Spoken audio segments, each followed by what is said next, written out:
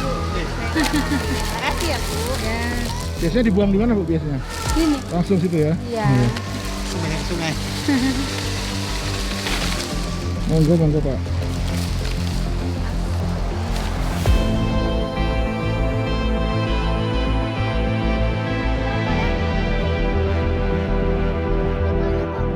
Kami menyusuri hulu Sungai Brantas di Malang, Jawa Timur.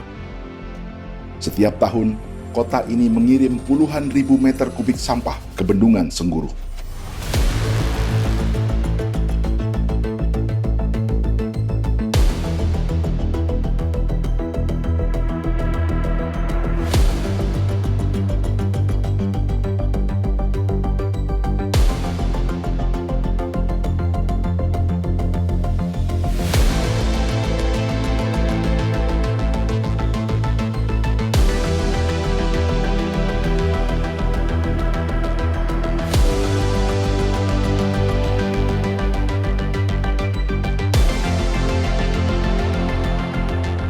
Ini harus jadi tanggung jawab produsen karena kan di dalam aturan undang-undang pun produsen harus bertanggung jawab ya menangani sampah produknya termasuk sampah kemasannya juga.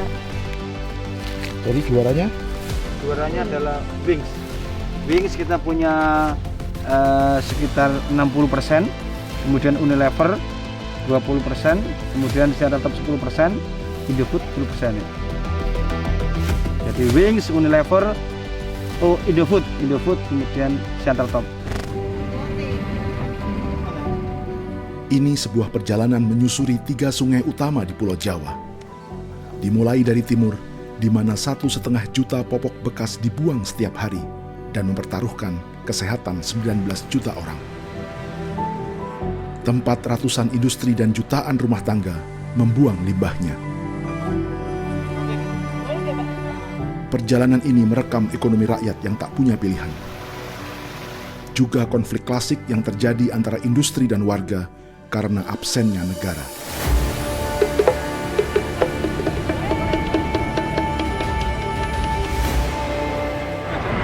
Sebentar lagi nggak boleh.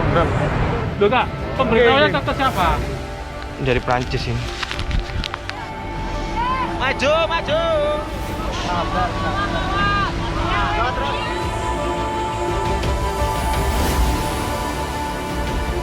TGS-nya jadi lebih bagus dari Aqua. Ekspedisi ini adalah kolaborasi peneliti, para aktivis, warga masyarakat, dan jurnalis. Sorry. Ada CCTV-nya. Sudah terekam kita. Menggabungkan kerja-kerja ilmiah, investigasi lapangan, dan gerakan sosial. Mak, ini wingi demo dhewe wong 8.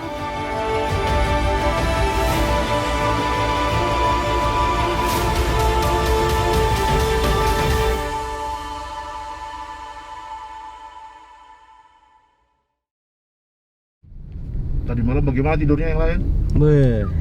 Nyenyak. Meriang. Kita tidur kedinginan. Meriang. Oke.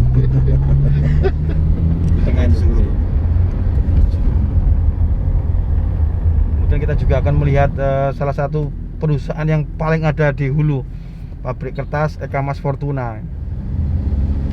Ini kita masuk wilayah Gampingan. Gamping. Mungkin kan di sini banyak orang membuat gamping. Dan salah satu problemnya adalah mereka menggunakan bahan bakar gamping itu dengan scrap kertas plastik impor Dari perusahaan. dari PT Eka Mas Fortuna. Jadi juga depan juga kelihatan bahan baku. Kontainer ini? Kontainer ini bahan baku kertasnya. Bisa perusahaan diberi izin di hulu ya? Nah, ini juga buru ini Pak di hulu. Kita bisa lihat ini ya nanti. Pelacak.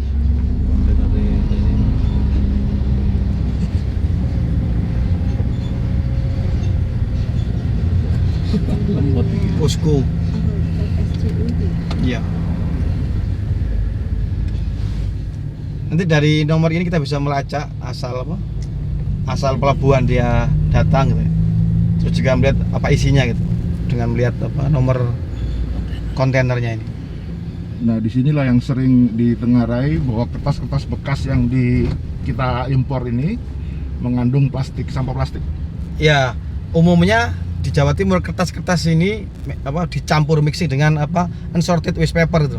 Jadi mereka akan tercampur dengan sampah plastik dari domestik, dan itu yang sebagian nanti ada dua model, dikeluarkan secara utuh plastik itu atau tercacah di dalam proses pembuatan kertas.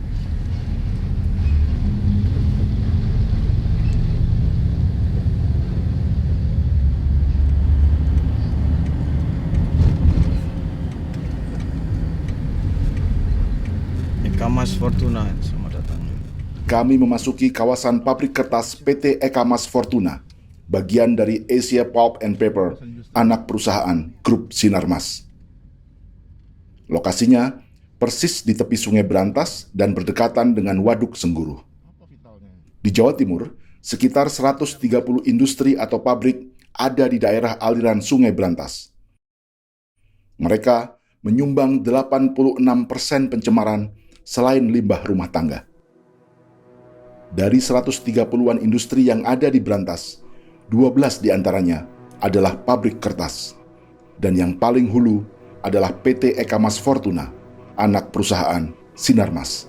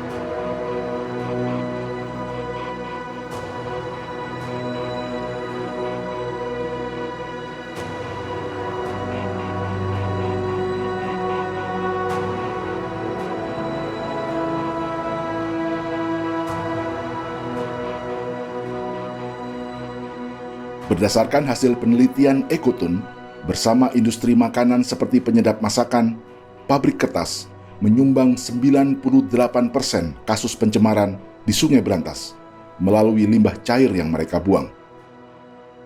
Tapi bagaimana pabrik kertas mencemari lingkungan?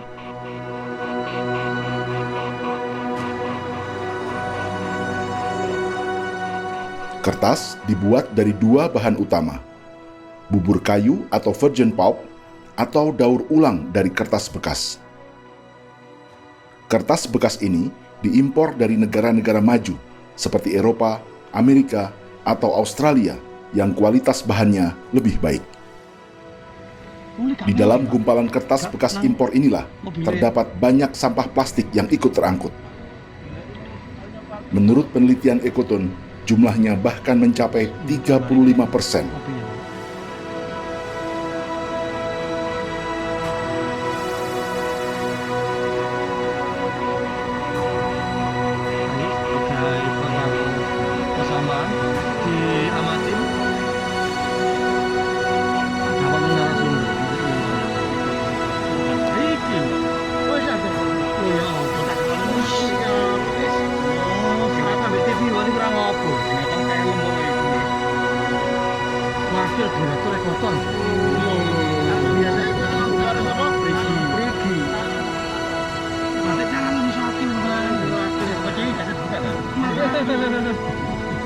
Yang buat adalah dokur ya.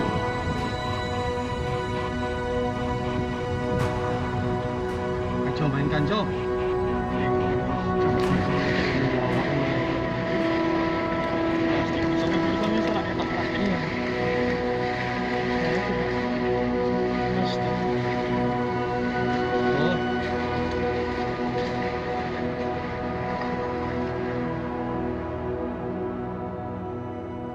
Negara maju sendiri sebenarnya menerapkan pemisahan dan pemilahan sampah.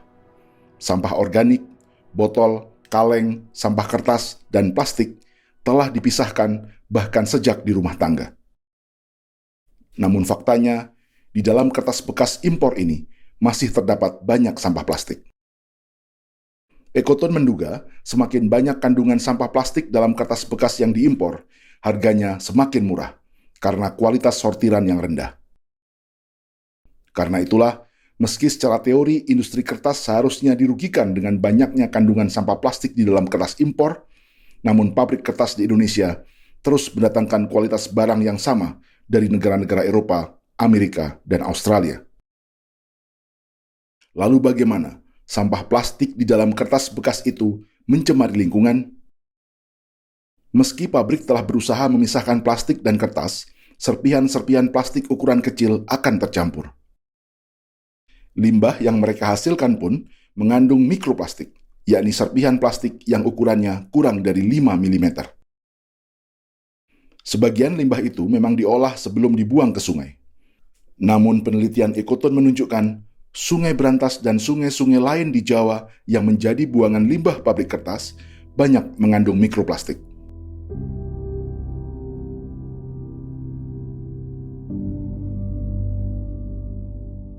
Secara visual, warna air limbah yang dibuang ke Sungai Brantas ini telah menunjukkan indikasi masalah.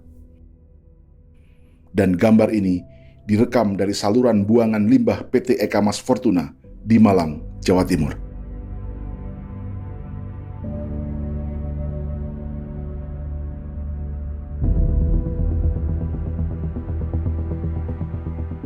Tapi Eka Mas tidak sendiri. Inilah rekaman proses penelitian dan investigasi tentang mikroplastik yang dilakukan tim Ekoton di beberapa lokasi di sepanjang aliran Sungai Brantas dalam beberapa tahun terakhir.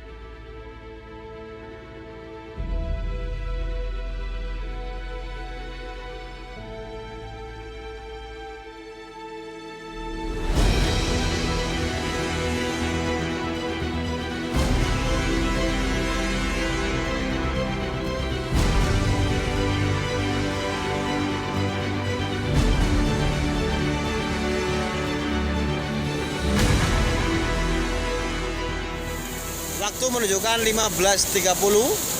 Kami tepat berada di outlet pembuangan PT Adi Prima Suraprinta. Pas buang ini. Lihat ada perubahan ya. Perubahan fisik di Kali Surabaya.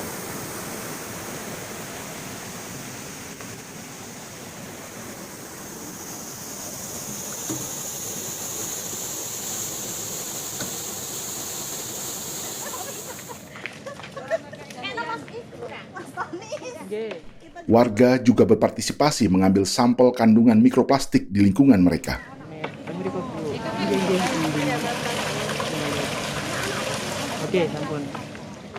Sampel limbah itu lalu diteliti di laboratorium di Gresik. Hasilnya dirilis pada Oktober 2020 lalu, di mana Sungai Brantas tercemar mikroplastik antara 14 sampai 99 partikel per 100 liter air. Mikroplastik adalah serpihan kecil dari plastik yang ukurannya kurang dari 5 mm. Ia mengandung polimer plastik dan mengikat bahan kimia lain, termasuk yang beracun, seperti petalat, bisphenol A atau BPA, pigmen warna, dan anti-retardan. Bahan-bahan ini termasuk endocrine disruption chemical alias bahan kimia yang dapat mengganggu hormon makhluk hidup, termasuk manusia. Gangguan hormon akibat senyawa endocrine disruption chemical membuat manusia mengalami gangguan reproduksi, gangguan pertumbuhan, menopause lebih awal, menstruasi lebih awal, hingga penurunan kualitas sperma dan indikasi interseks alias berkelamin ganda, seperti ikan-ikan di Sungai Brantas yang dibahas di episode sebelumnya. Semua senyawa ini juga bersifat karsinogenik alias dapat memicu kanker.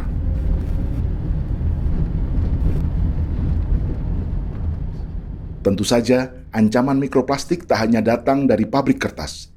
Namun pabrik kertas dengan sampah plastik impor jelas menimbulkan persoalan baru karena Indonesia masih punya masalah dan belum selesai mengurus sampahnya sendiri. Apalagi ditambah sampah dari luar negeri. Kami memasuki perkampungan di belakang pabrik kertas Eka Mas Fortuna untuk melihat bagaimana sampah-sampah plastik impor telah keluar dari pabrik dan menjadi tidak terkendali. Pemandangan seperti ini juga ada di sekitar banyak pabrik kertas di Jawa Timur. Remahan plastik ini adalah sisa dari proses produksi dari pabrik kertas yang masih dianggap memiliki nilai ekonomi bagi penduduk untuk industri daur ulang plastik.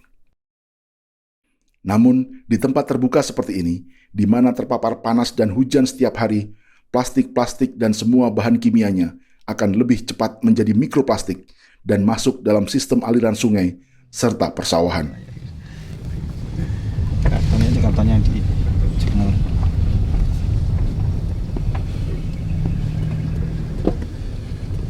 Ini persis seperti yang kita lihat dibangun ya. Iya, persis seperti yang dibangun. Perkampungan menjadi tempat pembuangan sampah dari pabrik yang dimanfaatkan oleh penduduk untuk mengais sisa plastik yang masih dapat dijual. Saya ambil beberapa jenis ini.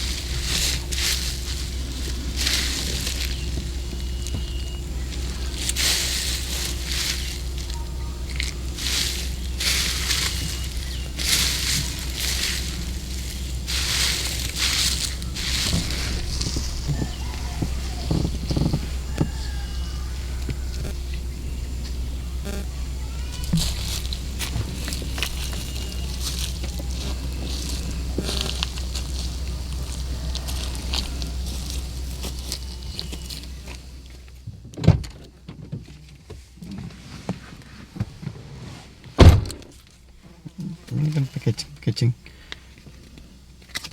Ketahuan negaranya. Nestle ini tanya.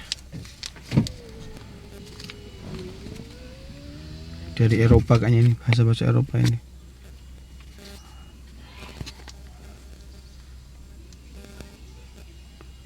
Dari Eropa kayaknya ini.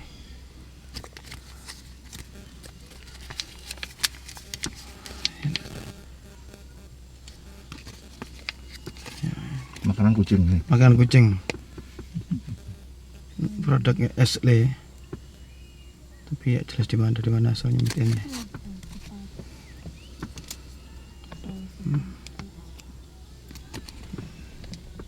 Di China.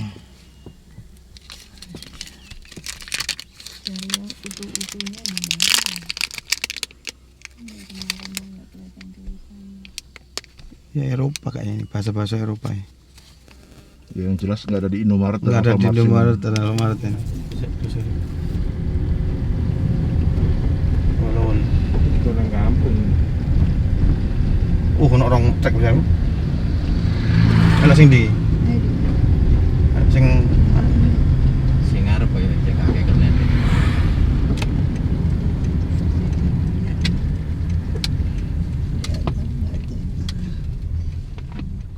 Saat kami kembali melintas di kompleks industri ini, 2 truk mengangkut sampah plastik keluar dari pabrik. Oke, bisa dijelaskan apa yang sedang kita kejar? Ini kita ngejar apa? Scrap. Ini sebenarnya kan nggak boleh keluar pabrik sebenarnya. Di dalam aturan kita sejak 2020 ada SKB 3 Menteri dan Kapolri itu sampahnya nggak boleh keluar. Sampah tidak boleh sampah keluar. nggak boleh keluar dalam lingkungan perusahaan. Maka banyak perusahaan di Surabaya, Gresik itu menggunungkan sampah dalam kawasan mereka. Ini kan mereka berani keluar.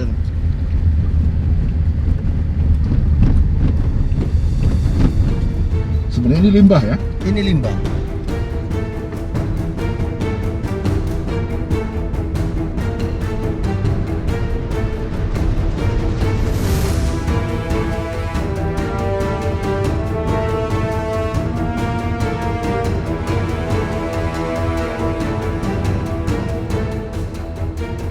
Ini yang plastik yang ikut terhancurkan, yang ikut dihancurkan oleh Iya. mesin kertas Iya. sebenarnya.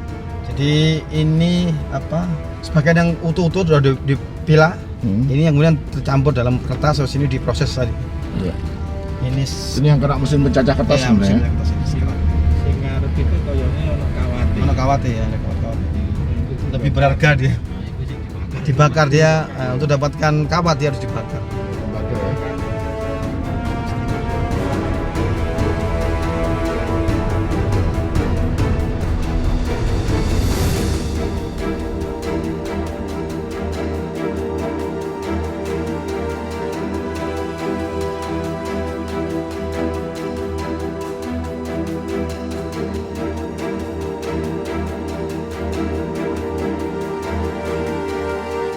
Ini nggak bisa didaur ulang, jadi memang proses dibakar gitu loh. Dan membakar plastik itu kan bahaya gitu loh, karsinogen, kemudian ada dioksin gitu loh.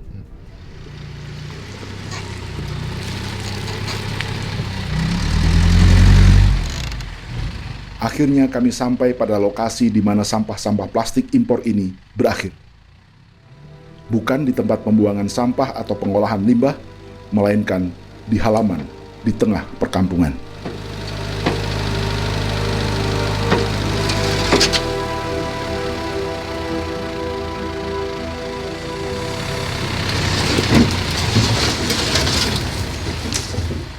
Sampah ini akan dibakar, di mana pembakaran plastik akan melepas berbagai bahan kimia berbahaya ke udara, seperti dioksin. Warga melakukan ini untuk memanfaatkan kawatnya. Pabrik kertas diuntungkan karena sampahnya berkurang, warga pun mendapat rezeki. Ini seperti situasi yang saling menguntungkan. Tapi sesungguhnya yang dirugikan adalah lingkungan dan kesehatan masyarakat yang lebih luas dengan semakin banyaknya kontaminan di air dan udara.